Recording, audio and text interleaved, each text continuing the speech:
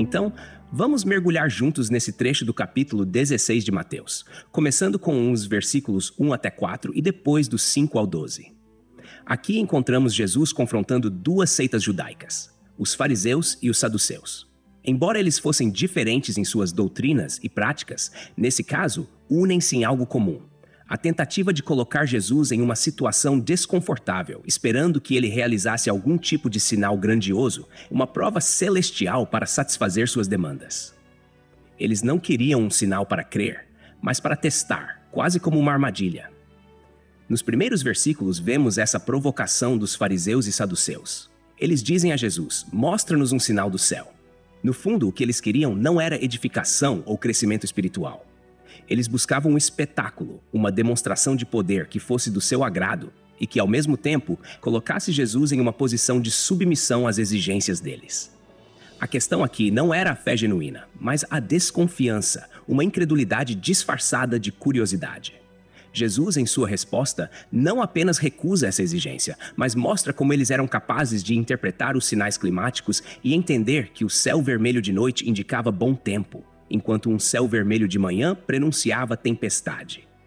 Ele lhes diz que conseguem ler o rosto do céu para prever o clima, mas não conseguem discernir os sinais espirituais dos tempos.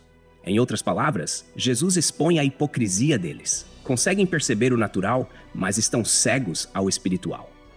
E Jesus completa com uma sentença impactante, dizendo: "Uma geração má e adúltera pede um sinal, e nenhum sinal lhe será dado, senão o sinal do profeta Jonas." Ele menciona Jonas porque, assim como o profeta ficou 3 dias e 3 noites no ventre do peixe, Jesus ficaria 3 dias e 3 noites no coração da terra. O maior sinal que eles veriam seria a ressurreição. Agora, nos versículos seguintes, dos 5 ao 12, Jesus e seus discípulos já haviam partido para o outro lado, e os discípulos começam a se preocupar porque tinham esquecido de levar pão. Esse detalhe nos mostra a humanidade dos discípulos, preocupados com o suprimento básico, talvez um reflexo da insegurança que sentiam na vida cotidiana. Nesse momento, Jesus aproveita a preocupação dos discípulos para ensinar algo mais profundo. Ele alerta: "Guardai-vos do fermento dos fariseus e dos saduceus." Para os discípulos, essa palavra de Jesus soou estranha. Eles estavam pensando de forma literal. Como não tinham pão, acharam que Jesus se referia à falta de alimento. Eles estavam presos ao material, enquanto Jesus falava de um fermento espiritual, uma influência perniciosa que eles precisavam evitar. A metáfora do fermento é rica, pois o fermento, mesmo sendo usado em pouca quantidade, é capaz de levedar toda a massa. Assim, Jesus alerta contra as doutrinas dos fariseus e dos saduceus, que, se aceitas e permitidas, poderiam facilmente contaminar o entendimento e o coração deles. Continuando nossa jornada pelo capítulo 16 de Mateus, chegamos aos versículos 13 a 23, onde encontramos uma das declarações mais poderosas e profundas sobre a identidade de Jesus. Aqui vemos Jesus levando os discípulos para a região de Cesareia de Filipe, um lugar notoriamente pagão, conhecido pela adoração a diversos deuses. Ao escolher esse lugar, Jesus está, de certa forma, contrastando o verdadeiro conhecimento sobre Deus com as crenças pagãs que ali dominavam. Neste contexto, Jesus faz a seguinte pergunta aos discípulos: "Quem dizem os homens ser o Filho do Homem?" Ele começa indagando sobre o que os outros dizem a seu respeito, talvez para ajudá-los a refletir sobre as diversas opiniões e rumores que circulavam sobre sua identidade. A resposta dos discípulos é variada. Uns dizem que ele é João Batista, outros, Elias, outros ainda, Jeremias ou algum dos profetas. Cada uma dessas figuras representava aspectos messiânicos ou proféticos que o povo de Israel esperava, mas todas as respostas são incompletas, superficiais, pois Jesus era mais do que qualquer uma dessas figuras do passado. Então Jesus direciona a pergunta de forma mais pessoal: "E vós, quem dizeis que eu sou?" Essa pergunta é crucial, pois no fundo trata-se da revelação individual de cada um para com Cristo. Ele quer saber não só o que o povo pensa, mas principalmente o que aqueles que andam com ele realmente entendem sobre sua verdadeira identidade. Simão Pedro toma a palavra e responde com uma clareza surpreendente: "Tu és o Cristo, o Filho do Deus vivo." Essa resposta de Pedro não vem de uma análise humana ou de uma conclusão lógica. Ela é fruto de revelação divina. Jesus confirma isso dizendo: Bem-aventurado és tu, Simão Barjonas, porque não foi carne e sangue quem tu revelou, mas meu Pai que está nos céus. Pedro, nesse momento, entende quem Jesus realmente é, o Cristo, o ungido de Deus. E essa revelação é um divisor de águas. Esse entendimento não é algo que ele poderia alcançar por si mesmo, mas foi Deus quem abriu seus olhos espirituais para ver a verdadeira natureza de Jesus. Jesus continua então declarando algo extraordinário. Também eu te digo que tu és Pedro, e sobre esta pedra edificarei a minha igreja, e as portas do inferno não prevalecerão contra ela. A palavra Pedro em grego é Petros, que significa pedra ou pequeno rochedo, e a palavra pedra em sobre esta pedra é Petra, que se refere a uma rocha firme. Há aqui uma grande discussão teológica, mas Jesus está de fato estabelecendo que sua igreja será edificada sobre a confissão de fé que Pedro fez, sobre a rocha que é a declaração de que Jesus é o Cristo, o Filho do Deus vivo. Essa é a base da igreja, a revelação de Cristo como o Messias. Jesus também entrega a Pedro as chaves do reino dos céus. Isso simboliza autoridade e responsabilidade espiritual, algo que mais tarde se expandiria para todos os que têm fé em Jesus, representando a autoridade de proclamar o Evangelho e abrir as portas do reino para os que creem. É uma responsabilidade grandiosa que fala sobre a missão da igreja de representar o reino de Deus na terra. Nos versículos seguintes, Jesus adverte os discípulos a não contarem a ninguém que ele era o Cristo. Isso pode parecer estranho, mas aqui vemos a sabedoria de Jesus, pois seu tempo ainda não havia chegado, e uma revelação prematura poderia gerar um alvoroço político e religioso antes que ele completasse sua obra. A narrativa dá então uma virada interessante. Jesus começa a explicar aos discípulos que ele precisava ir a Jerusalém, sofrer, ser morto e ressuscitar ao terceiro dia. Pela primeira vez, Jesus menciona claramente o caminho de sofrimento que o aguardava. No entanto, Pedro, que antes tinha sido elogiado por sua resposta, agora reage de forma impetuosa e contrária. Ele diz: Senhor, tem compaixão de ti, de modo nenhum te acontecerá isso.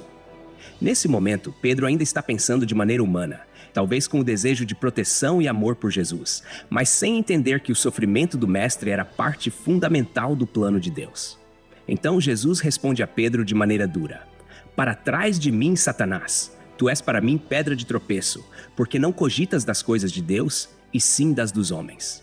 Essa repreensão é forte, mas Jesus a faz porque Pedro, ao tentar evitar o sofrimento de Jesus, estava, sem perceber, ecoando uma tentação que vinha diretamente do diabo.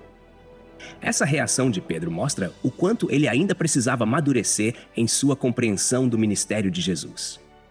Nos versículos 24 a 28 de Mateus, Jesus continua aprofundando a lição sobre o que significa verdadeiramente segui-lo.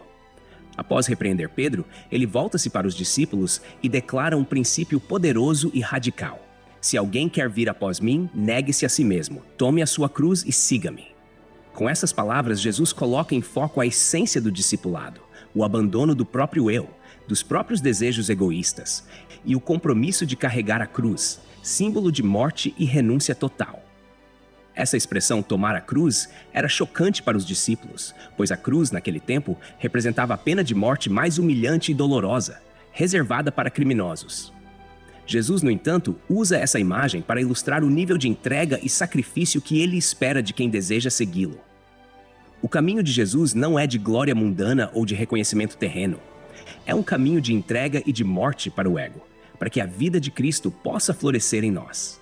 Em seguida, Jesus expõe um paradoxo, pois quem quiser salvar a sua vida, perdê-la-á, e quem perder a sua vida por amor de mim, achá-la-á. Ele desafia a lógica humana, mostrando que, ao tentar preservar nossa própria vida e interesses, acabamos por perdê-la, enquanto ao renunciá-los por amor a Cristo, encontramos a verdadeira vida.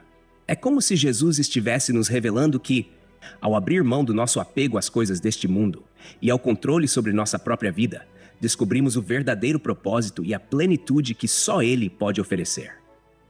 Jesus continua com uma pergunta retórica que revela o valor inestimável da alma. Pois que aproveitará o homem se ganhar o mundo inteiro e perder a sua alma? Ou que dará o homem em troca da sua alma? Com isso, ele mostra que nada neste mundo, seja riqueza, fama, sucesso ou poder, pode ser comparado ao valor da nossa alma. A alma humana é eterna e preciosa aos olhos de Deus, e perder a alma é a maior perda que alguém pode experimentar. Jesus está nos levando a refletir sobre o que realmente importa e a escolher o que é eterno em vez do que é passageiro. Nos versículos finais do capítulo, Jesus faz uma promessa e uma advertência. Porque o Filho do Homem virá na glória de seu Pai, com os seus anjos, e então retribuirá a cada um segundo as suas obras. Ele anuncia sua vinda gloriosa, não mais como servo sofredor, mas como o Rei e Juiz. Esse retorno será um momento de recompensa e juízo, em que cada pessoa receberá de acordo com suas obras, conforme o que fez nesta vida. Esse pensamento é tanto um consolo para aqueles que seguem a Cristo com fidelidade, quanto um alerta para os que vivem apenas para si mesmos. Finalmente, Jesus encerra o capítulo com uma declaração misteriosa. Em verdade vos digo que alguns há, dos que aqui se encontram, que de modo nenhum passarão pela morte, até que vejam vir o Filho do Homem no seu reino. Essa afirmação tem gerado várias interpretações ao longo dos tempos. Muitos estudiosos entendem que Jesus estava se referindo à transfiguração, que acontece logo depois no capítulo 17, onde Pedro, Tiago e João têm uma visão de Cristo em sua glória. Outros interpretam que ele falava da ressurreição, da ascensão ou até mesmo do derramamento do Espírito Santo no Pentecostes, onde o reino de Deus se manifesta com poder. Esse fechamento do capítulo nos leva a refletir sobre a seriedade e a glória de seguir a Jesus.